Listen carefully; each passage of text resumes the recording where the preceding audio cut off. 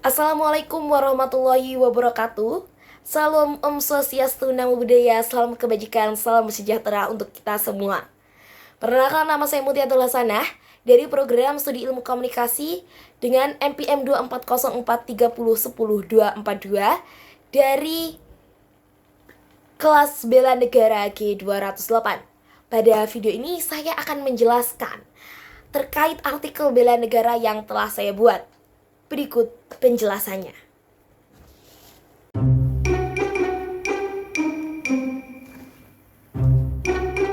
Bayangkan, hanya dengan sentuhan jemari di layar, kita bisa membantu orang di tempat yang jauh.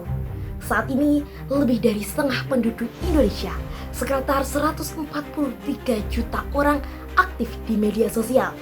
Artinya apa? Dikala bencana datang, informasi soal korban langsung menyebar secepat kilat. Kontak telepon dan jalan sering terputus. Tetapi, media sosial menjadi penyambung, menjadi penghubung kemanusiaan tersebut. Lewat hashtag dan unggahan cerita, pesan darurat tersebar ke seluruh Nusantara, memicu gelombang aksi solidaritas. Contohnya, ketika gempa Cianjur 2022 melanda Jawa Barat, kaum muda dan netizen langsung berempati. Bencana itu menewaskan ratusan orang, ratusan warga. BNPB mencatat korban jiwa mencapai 318 orang. Begitu kabar itu tersebar, berbagai komunitas di media sosial berlomba-lomba menggalang donasi. Dari kampus hingga masjid, dari relawan independen hingga influencer. Beberapa kampanye online di sosial media bahkan menghimpun puluhan juta hingga ratusan juta rupiah dalam waktu yang singkat. Misalnya seperti melalui kitabisa.com. Semua bergerak serentak, mendukung para penyintas, menunjukkan bahwa tagar peduli bencana adalah gerakan bersama, bukan sekedar liputan berita di ponsel saja atau di media sosial saja. Kecepatan dan jangkauan inilah keajaiban solidaritas digital. Kini, dalam hitungan menit setelah bencana terjadi, video amatir kondisi lapangan sudah viral di media sosial. Kemudian, dalam hitungan jam, kampanye donasi online pun sudah digelar. Bahkan, dalam hitungan hari, bantuan mulai tersalurkan ke lokasi-lokasi terpencil yang belum terjamah oleh tim resmi. Kecepatan ini nyatanya menyelamatkan nyawa banyak orang. Akses informasi dan dana yang begitu cepat bisa jadi pembeda antara mempertahankan hidup atau kehilangan harapan. Begitulah media sosial mempercepat proses bantuan dibanding era sebelumnya.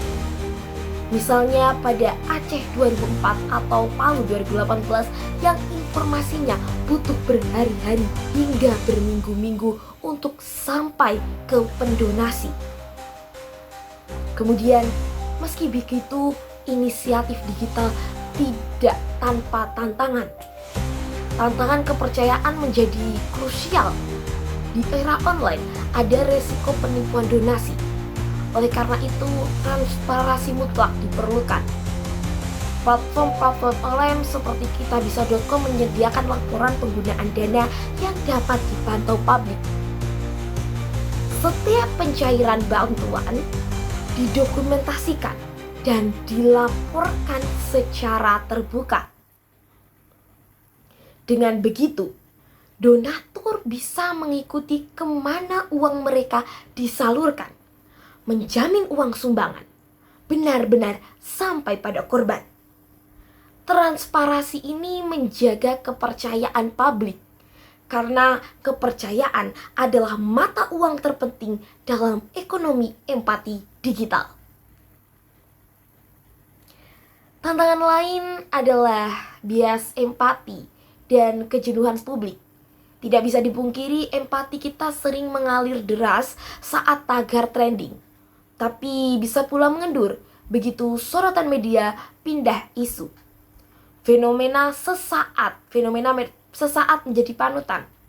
Sesudahnya terlupakan, kerap terjadi. Padahal proses pemulihan pasca gempa atau bencana alam bukan selesai dalam hitungan minggu. Perbaikan rumah, pemulihan mata pencaharian, penyembuhan trauma, psikologis, semua itu bisa memakan waktu berbulan-bulan, bahkan bertahun-tahun. Kalau kepedulian digital kita padam terlalu cepat, korban bencana bisa kehilangan dukungan sebelum benar-benar pulih. Oleh karena itu, penting bagi kita menyadari solidaritas digital sebagai komitmen jangka panjang, bukan sekedar tren sesaat. Disinilah peran kita menjadikan solidaritas digital sebagai gaya hidup peduli, bukan momen viral semata. Misalnya, teruskan share kabar terpercaya dari sumber resmi. Ikut kampanye online yang transparan atau secara rutin cek perkembangan korban yang kita bantu. Dengan memastikan donasi bertahan, semisal ikut program penyaluran berkelanjutan, kita membantu mengatasi kejenuhan solidaritas. Jadilah agent of care.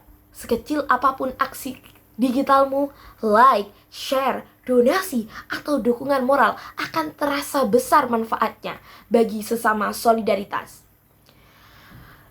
Solidaritas digital yang konsisten akan menciptakan kontribusi nyata terhadap pemulihan dan membangun semangat kebangsaan yang kuat, jauh melewati batas layar gadget. Itu saja dari saya. Semoga hal ini membangkitkan rasa bela negara kita melalui kepedulian sosial. Cukup sekian dari saya. Apabila ada salah kata, mohon dimaafkan. Wassalamualaikum warahmatullahi wabarakatuh. Terima kasih.